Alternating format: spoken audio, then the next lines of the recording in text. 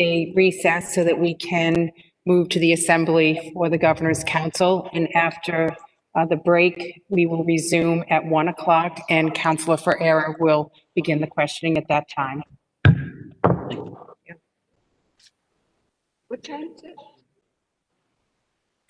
Okay, do you want to do the Assembly now? Okay, Chris, yeah. Christopher, Assembly. Okay. It is a little after 12. This, yes, yeah. I call our Assembly to order.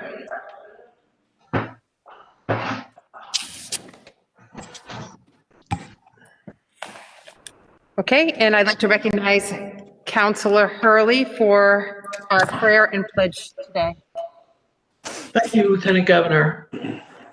In light of what's going on with the pandemic and in light of everything that has gone on with the election, I'm going to say a prayer for healing power. Father, please forgive us for wanting to give up and turn away from you. We are so tired and so hurt. Please give us the strength to go on.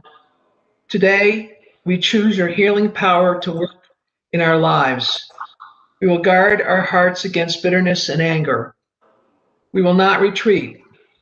We choose to believe that the pain of today is the foundation of tomorrow's victory. And to all of us who have friends and loved ones who have been lost, a special prayer for each of you to deal with this issue and to have peace in the long run. Amen. Amen.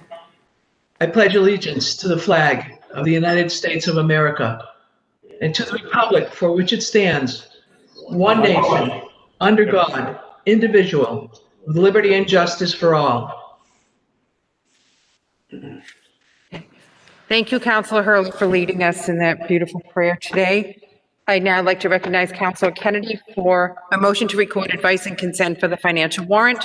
So moved, Governor. Second. There's a motion and a second. All in favor, say aye. Aye. Aye.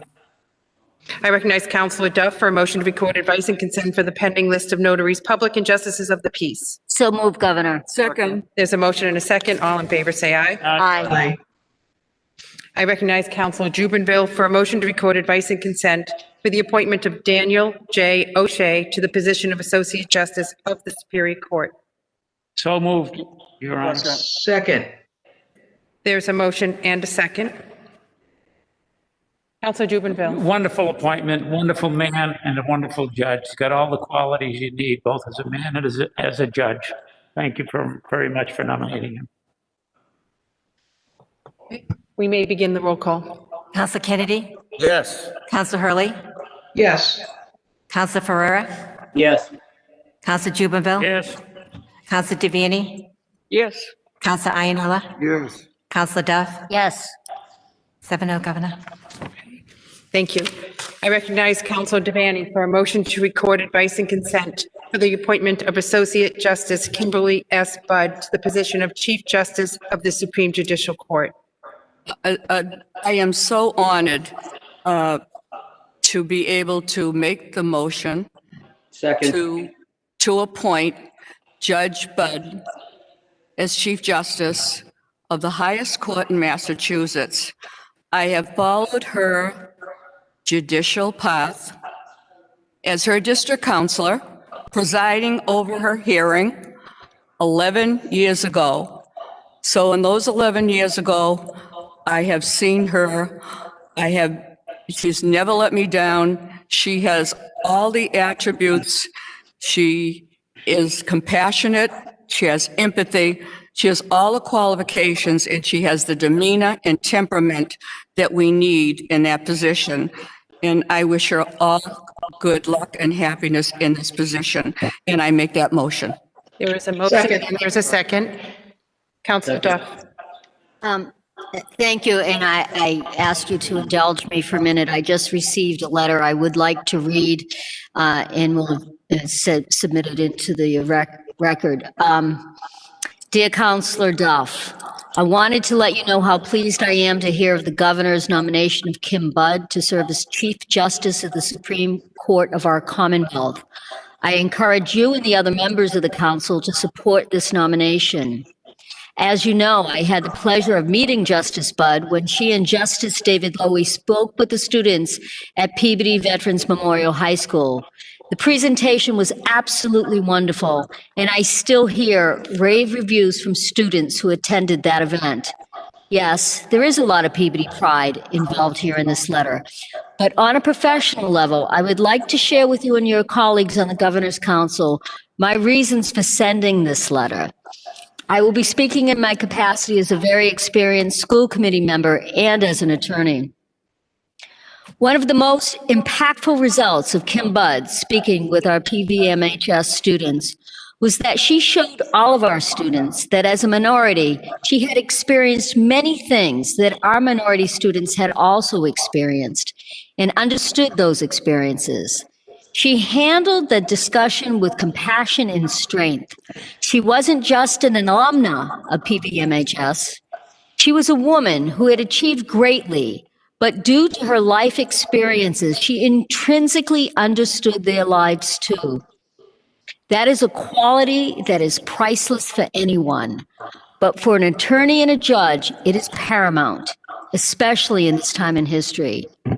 So many young women in that room were impressed and inspired to follow their dreams and succeed. And many still speak to me of that day and their plans for their futures. Kim Budd affected our students in many, many positive ways at that event. I continue to appreciate what you did to make that day possible because on many levels, what seemed to be a simple visit actually turned into a life-changing event for many of our students. The qualities Kim Budd exhibited that day are the qualities all of you and the governor have recognized. And I thank you for supporting this nomination in the selection of Kim Budd as Chief Justice. Sincerely, Beverly Ann Griffin Dunn, Attorney, Peabody School Committee. Lieutenant Governor, we're in the middle of a motion. I made the motion. Is there a second? There is a motion and a second. Councilor Duff, thank you for sharing the letter of support from the Peabody School Committee. That clearly was a moment not only special to Justice Budd, but also to the Peabody community. That was terrific. Any other councilors? Lieutenant Governor, Yes, Councilor Hurley. I just want to say how proud I am that Kim Budd's family has been generational here in Springfield.